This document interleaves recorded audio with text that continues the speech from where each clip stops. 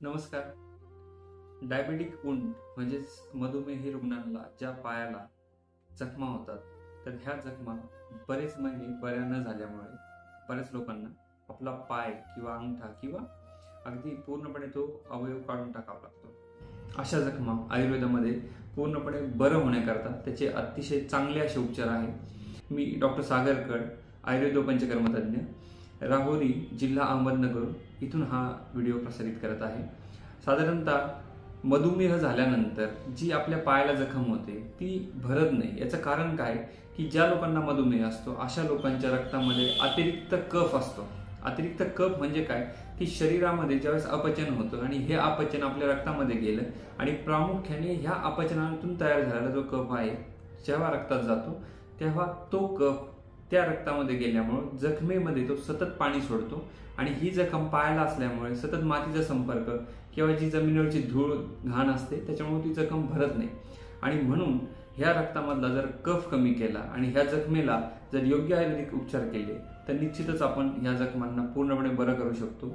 आमचा अनुभव ह्या 12 वर्षामध्ये असा आहे की कुठल्याही अँटीबायोटिक न घेता किंवा कुठल्याही मोठ्या सेप्टिक गोष्टींचे प्रिकॉशन्स घेऊन इतर काही ज्या आपण याच्यामध्ये औषधं वापरतो ते औषधं न वापरताही पूर्णपणे शुद्ध आयुर्वेद चिकित्सेने ह्या जखमा पूर्णपणे बऱ्या झालेल्या आहेत.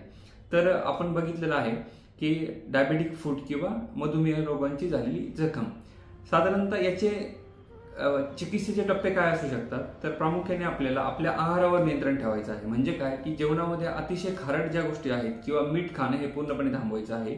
भात, तांदळाचे पदार्थ, दुधाचे पदार्थ, सर्व प्रकारचे फळं ह्या गोष्टी आपल्याला खायच्या नाहीत. जास्त पाणी पिणे असेल, त्याच्यामध्ये अतिरिक्त जेवण करणं असेल, ज्याला आपण आद्यशन म्हणतो की आधीचा आहार पचल्याशिवाय लगेचच दुसरा आहार घेणं, दुपारची झोप असेल, अशा जर गोष्टी आपण टाळल्या तर निश्चित आपल्या शरीरात वाढलेला जो कफ आहे, जो रक्तात जाणारा कफ आहे, ज्याला आयुर्वेदात क्लेद म्हणलेला आहे, हा कमी झाला तर आपण अशा डायबेटिक वुंड किंवा मधुमेह लोकांच्या जखमांमध्ये तो कफ कमी करून जखम भरण्याची प्रक्रिया लवकर सुरू होते.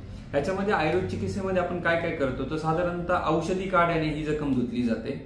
त्याच्यानंतर आयुर्वेदिक मलम असतो, याच्यामध्ये प्रामुख्याने काही तूप आयुर्वेदिक वापरलं जातं, मध वापरला जातो. त्याचप्रमाणे पोटातून अमृताधिक गुळ असेल, चंद्रप्रभा असेल, महामंजिष्ठादी काढा असेल किंवा इतरही रुग्णानुसार अवस्थेनुरूप आपण याच्यामध्ये इतरही औषधं वापरतो. तर डायबेटिक वुंड आयुर्वेदाने पूर्णपणे बरा होतो हाचा संदेश मला या व्हिडिओमार्फत द्यायचा आहे. तर याच्या काही स्लाइड्स आम्ही या व्हिडिओमध्ये शेअर करणार आहोत. तर आपण निश्चित बघू शकता की असाध्य अशा किंवा ज्या लोकांना पाय काढायला सांगितलेला आहे अशा लोकांच्याही जखमा आपण या आयुर्वेदिक चिकित्सेने पूर्णपणे बऱ्या करू शकलेलो आहोत.